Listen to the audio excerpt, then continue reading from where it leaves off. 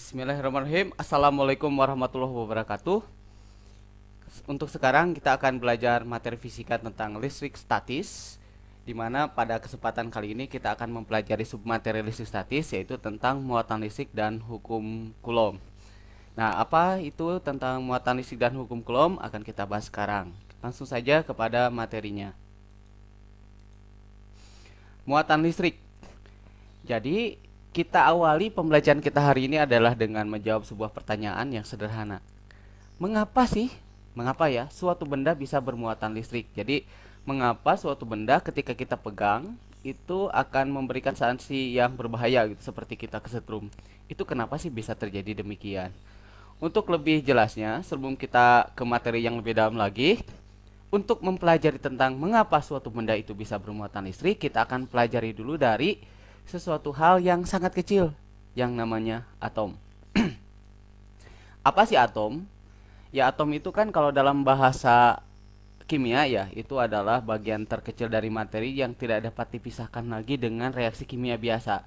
Tapi sebagai guru fisika kita akan ngebahas atom itu sebagai zat yang kecil saja seperti itu, di mana komposisi yang ada dalam atom itu apa gitu yang akan kita pelajari, kita lebih ke sana. Atom dilihat dari lokasinya itu terdapat dua posisi atau dua lokasi. Yang pertama adalah lokasi inti. Di dalam inti apa saja adanya? Ternyata di dalam inti itu ada suatu benda yang namanya proton dan dia memiliki sifat yang diberi nama sifat listrik positif. Jadi sifat listrik penamaan positif ini adalah kesepakatan saja di dunia internasional bahwa proton itu memiliki sifat kelistrikan, yaitu sifat listrik positif. Di dalam inti juga ada yang namanya neutron. Neutron ini adalah dikatakan dia tidak memiliki muatan, atau dalam bahasa umumnya ada yang mengatakan netral, tapi saya kurang setuju ya. Netral dengan tidak bermuatan itu berbeda. Jadi kalau netral itu adalah jumlah positif dan negatifnya sama, kalau tidak bermuatan itu kosong sama sekali. Tapi kalau kita ngebahas inti atom, maka kita ngebahas yang namanya materi fisika yang namanya nuklir. Jadi bukan materi sekarang. Jadi tentang bom nuklir, reaksi yang menyebabkan radiasi, itu adalah materi tentang fisika inti sebetulnya. Dan kita tidak ngebahas ini sekarang. Tapi yang pasti, di dalam inti atom terdapat proton yang bermuatan positif. Jadi sifat listrik pada proton itu bermuatan positif. Kemudian pada atom, pada bagian kulitnya, ada apa sih pada bagian kulit itu? Ternyata bagian kulit itu ada yang namanya elektron dan dia memiliki sifat listrik negatif. Jadi sifat kelistrikan pada materi itu disebabkan oleh proton dan neutron. Tapi karena lokasinya ada di inti untuk proton dan ada elektron di kulit, maka perbedaan untuk muatan listrik dalam sistem kelistrikan itu yang dibahasnya adalah justru elektron. Jadi karena itu ilmu-ilmu tentang mempelajari kelistrikan itu namanya elektronika. Jadi bukan protonika ya, tapi elektronika. Itu memiliki alasan tertentu bahwasanya muatan listrik itu dipengaruhi oleh jumlah elektron yang ada pada atom. Jadi bukan jumlah proton yang akan kita pelajari, tapi adalah elektron yang ada pada atom yang lokasinya berada di kulit. Jadi bentuk atom itu katanya kurang lebih seperti ini ya. Jadi di sini ada inti atom berada di tengah, kemudian di pinggir-pinggirnya itu ada elektron-elektron yang bergerak mengelilingi inti seperti model planet mengelilingi matahari seperti itu. Di sini kita gambarkan, perhatikan yang merah ini adalah proton. Jadi atom ini memiliki 3 buah proton, otomatis dia akan memiliki 3 buah elektron juga. Sehingga pada dasarnya atom itu awalnya dalam kondisi netral atau netral ya, netral. Atau dia tidak memiliki sifat listrik. Jadi karena elektron berada di kulit, otomatis elektron ini akan mudah sekali pergi dan mudah sekali datang gitu. Berbeda dengan inti. Kalau proton yang berada di inti, ketika proton pergi maka reaksinya adalah reaksi nuklir, bukan reaksi. Jadi di sana akan terjadi ledakan yang luar biasa, akan ada radioaktif dan seterusnya. Jadi kita tidak ngebahas proton karena kita akan ngebahas elektron yang berada di kulit ini. Jadi kesimpulannya adalah benda bermuatan listrik positif itu adalah benda yang kekurangan elektron. Jangan mengatakan bahwa benda bermuatan positif itu benda yang kelebihan proton. Itu keliru. Karena proton itu tidak boleh lebih dan tidak boleh kurang. Oke? Karena lokasinya di inti. Dan benda yang bermuatan negatif itu benda yang kelebihan elektron. Jadi jangan bilang kekurangan proton, nggak boleh. Karena yang kita bahas adalah elektron yang ada di kulit. Contoh pembelajaran waktu dulu SMP atau SD itu penggaris digosok dengan rambut kering ya, sehingga bisa menarik kertas-kertas kecil. Dari percobaan tersebut sudah dibuktikan yang namanya adanya muatan listrik. Tapi secara prinsip plastik itu kenapa sih dia bermuatan negatif setelah digosok dengan rambut kering? Itu karena elektron dari rambut pindah ke plastik sehingga plastik menjadi kelebihan elektron sehingga bermuatan negatif. Otomatis rambut akan menjadi bermuatan positif karena dia kehilangan elektron yang menuju ke plastik tadi.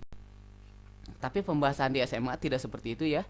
Kita lebih ke pembahasannya lebih secara kuantitatif atau hitungan-hitungan di samping konsep yang harus Anda kuasai. Materi berikutnya adalah bagaimana sih interaksi antara muatan-muatan listrik. Jadi kalau ada benda yang sudah diberikan muatan, apa sih yang terjadi pada diri mereka gitu. Ternyata seperti ini. Di SMP pun sudah. Jika dua buah benda bermuatan sama, positif dan positif, didekatkan maka dia akan mengalami gaya tolak menolak. Satuannya pasti Newton kan, dia akan tolak menolak dengan gaya sebesar F. Ya. Kalau negatif dan negatif juga dia tolak menolak. Sehingga kesimpulannya adalah kalau sejenis berarti tolak menolak. Jadi plus plus, min min tolak menolak. Ya.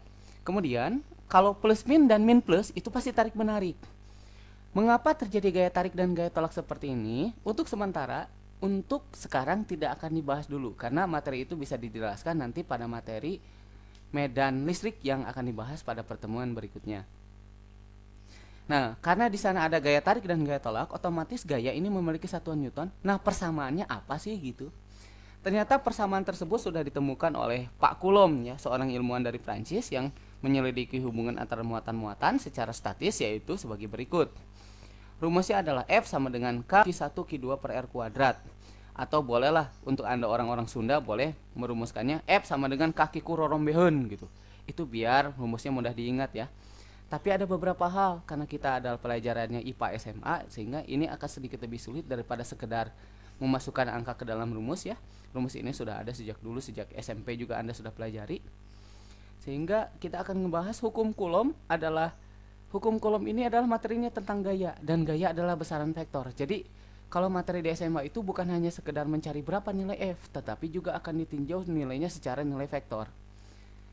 Nilai vektor itu apa? Jadi nanti akan ada nilainya dan ada arahnya. Sehingga pembahasannya akan sedikit lebih rumit dan kemungkinan bendanya tidak dua. Biasanya 3 atau 4 buah benda. Nanti akan kita bahas lebih lanjut. Jadi, karena dia merupakan besaran vektor, otomatis prasyarat yang harus Anda kuasai adalah ketika mau mempelajari hukum Coulomb yang notabene adalah besaran vektor, Anda harus menguasai persamaan penjumlahan vektor minimal ya. Penjumlahan vektor itu kalau misalnya dua buah vektor searah dijumlahkan, berlawanan arah dikurangi, kalau siku-siku dipitagoraskan, kalau membentuk sudut yang tidak siku kita menggunakan aturan kosinus. Itu sudah Anda pelajari di materi fisika di sebelumnya dan materi matematika tentang besaran vektor.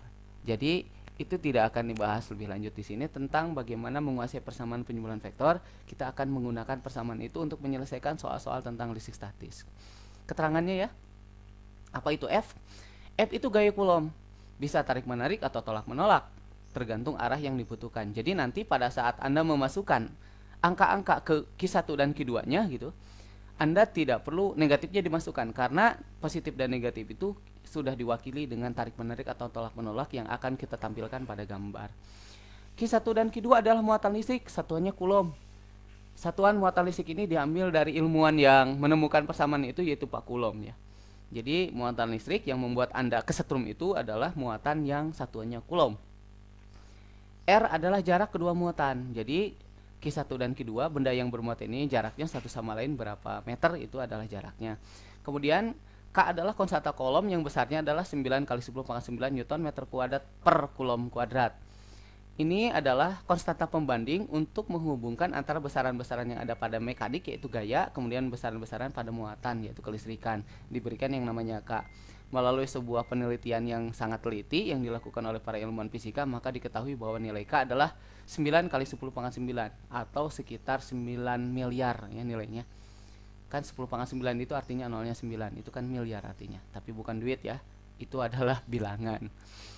Oke. Jadi setelah kita mengetahui persamaannya, bagaimana sih cara menggunakannya? Oke, kita akan masuk ke contoh 1. Ini adalah contoh 1 paling mudah yang sudah Anda pelajari di SMP. Karena di sini mudah, tapi bilangannya sedikit berbeda di sini. Akan ada besaran-besaran tambahan, misalnya ada mikro, ini namanya mikro ya. Jadi nanti mikro itu apa? Akan saya terangkan sambil berjalan. Saya bacakan soalnya. Dua buah benda yang bermuatan listrik masing-masing 3 mikrokulom, dibacanya mikro ya. M yang berekor ini dibacanya mikro. Dan negatif 4 mikrokulom. Berarti yang satu positif, yang ini 3 ini positif, yang negatif 4 ya. Terpisah pada jarak 3 cm satu sama lain. Nah, pertanyaannya adalah tentukan interaksi. Ini interaksi maksudnya. Interaksi gaya kulom yang terjadi, dan di opsinya disertakan dengan bagaimana gaya interaksi tersebut, apakah tarik menarik atau tolak menolak.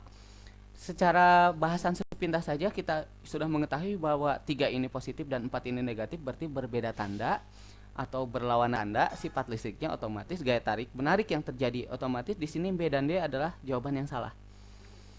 Diketahuinya adalah, nah ini gambarnya secara prinsip. Di sini pakai gambarnya Q1-nya pakai Q kecil ya, tapi gak apa-apa lah.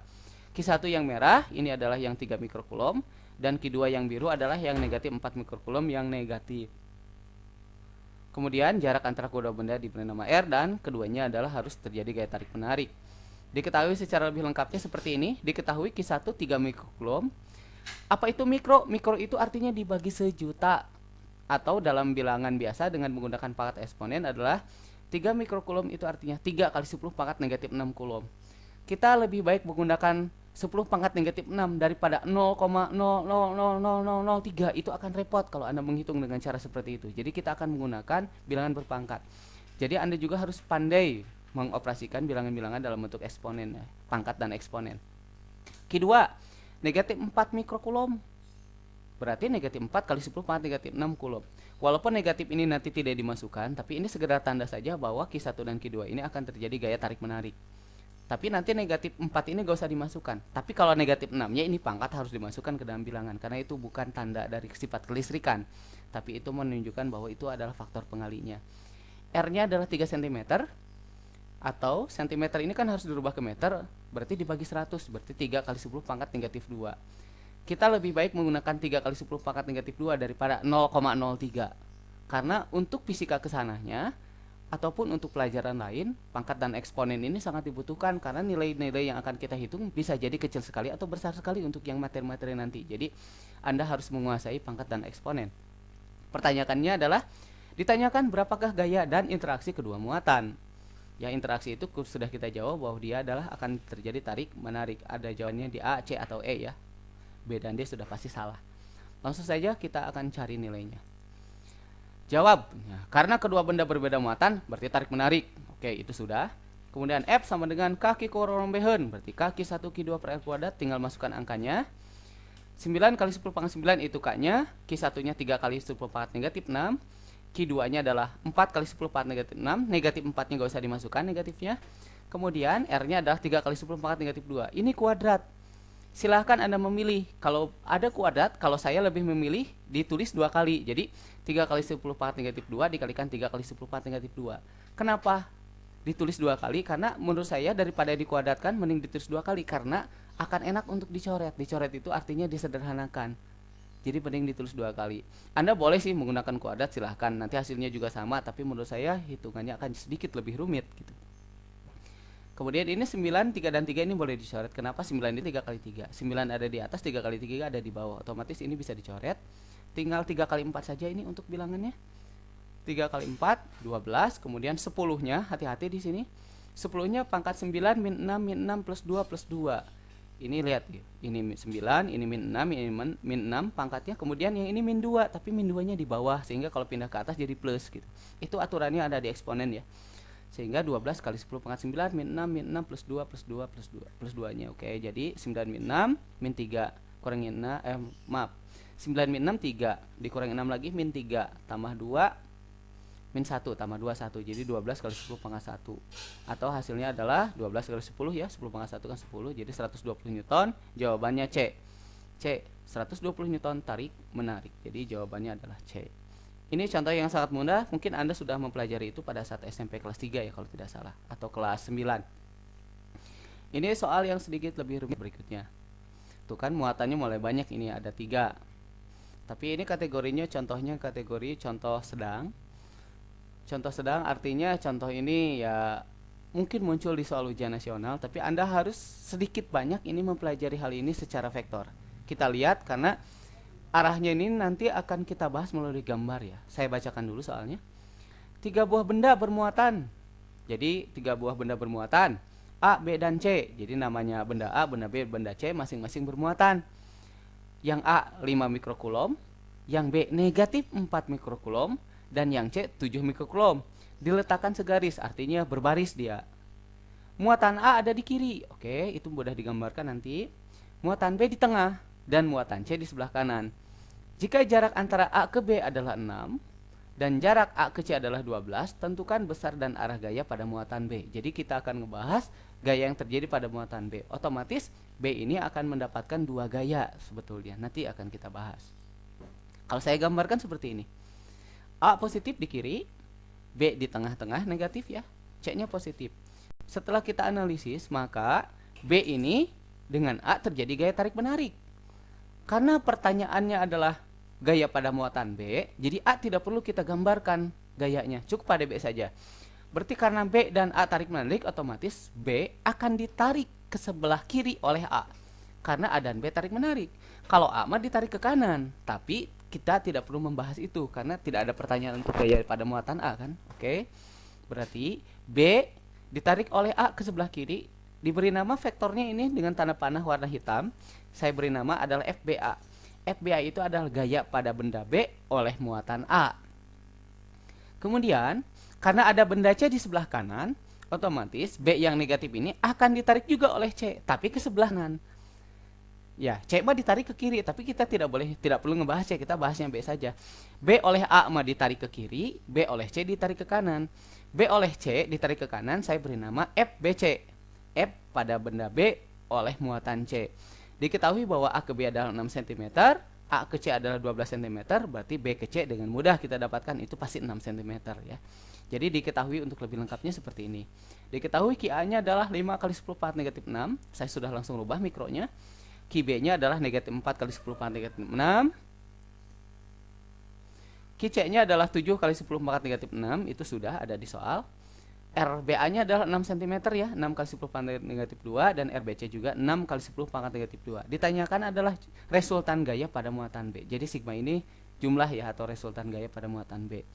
Jadi karena gayanya ada 2 dan berlawanan arah ya, FBA ke kiri, FBC ke kanan, kita harus nyari dulu satu-satu berapa besarnya truk. Nah, FBA dulu berarti FBA sama dengan K QB QA per RBA kuadrat. Masukin saja angkanya. Nilai K sudah itu ya. 9 kali 10 pangkat 9. QB-nya adalah 5 kali 10. Oh maaf, QB-nya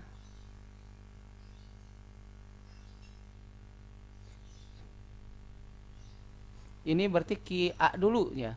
QA dulu ini tertukar sedikit tapi gak apa-apa lah. K jadi QA QB berarti 5 kali 10 pangkat negatif 6. Sedangkan QB-nya adalah 4 kali 10 pangkat negatif 6. Negatifnya nggak usah dimasukkan ya, nggak usah. Kemudian jaraknya adalah 6 kali 10 pangkat negatif 2, 6 kali 10 pangkat negatif 2. Di sini ada yang dicoret-coret bahwa 9 sama 4, ini 9 kali 4 yang di atasnya kan 36, sedangkan 6 kali 6 juga 36. Jadi ini boleh Anda coret secara langsung karena 36 bagi 36 kan 1. Jadi tinggal 5 saja di sini. Tinggal 5 saja. Jadi sama dengan 5 kali 10 pangkat 9 min 6 min 6 plus 2 plus 2. Ini tidak perlu terangkan lagi, sudah saya terangkan di contoh 1. Sehingga hasilnya 5 kali 10 pangkat 1 ya sama dengan 50 Newton. FBA kemana sih? Ke kiri arahnya. Jadi akan ada gaya yang besarnya 50 Newton arahnya ke kiri. Akibatkan oleh A gitu. Kemudian FBC. FBC adalah K QB QC per RBC. Saya masukkan lagi ya. 9 kali 10 pangkat 9, 7 kali 10 pangkat negatif 6, itu QC-nya yang 7 ini. QB-nya adalah 4 kali 10 pangkat negatif 6 dibagi 6 kali 10 pangkat negatif 2 dikalikan 6 kali 10 pangkat negatif 2. Ya seperti biasa ini bisa dicoret ya. 9 kali 4 36, 6 kali 6 juga 36. 36 9 kali 4 mah di atas, 6 dan 6 di bawah sehingga bisa dicoret. Hasilnya tinggal bilangan pokoknya ada 7 aja, berarti 7 kali 10 pangkat 9 min 6 min 6 plus 2 plus 2 sehingga hasilnya adalah 7 kali 10 pangkat 1 atau 70 Newton. Arahnya kemana sih kalau BC? Arahnya adalah ke kanan atau menuju C positif gitu ya. Berarti karena ada 2 vektor yang berlawanan arah, otomatis berarti resultan gaya yang bekerja pada muatan B adalah hasil selisih atau pengurangan. Kenapa FBC dulu? Karena FBC lebih besar nilainya 70, sedangkan FBA kan cuma 50. Jadi FBC min FBA sama dengan 70 dikurangi 50, hasilnya 20 Newton. Karena FBC lebih besar dan dia menuju ke kanan, otomatis dia menuju C. Ya, jadi jawabannya adalah D. D ya, 20 Newton menuju muatan C. Jadi kurang lebih seperti itulah untuk awal-awal kita belajar listrik statis, bagaimana cara menggunakan hukum Newton. Ini secara konsep vektornya ini masih sederhana ya, karena vektornya berlawanan arah atau searah, itu masih mudah, belum membentuk sudut. Sehingga untuk materi sekarang cukup seperti ini dulu. Jadi review dulu sedikit. Jadi materinya adalah kenapa tentang muatan gitu, mengapa suatu benda bisa bermuatan, kemudian interaksi antara muatan itu bagaimana, tarik menarik atau tolak menolak, kemudian cara menggunakan hukum Coulomb bagaimana. Lalu ini adalah dasar-dasar menggunakan hukum Coulomb yang digabung dengan konsep vektor yang kebetulan untuk soal ini hanya berlawanan arah saja. Untuk pertemuan sekarang cukup dulu sekian. Terima kasih atas perhatiannya. Assalamualaikum warahmatullahi wabarakatuh.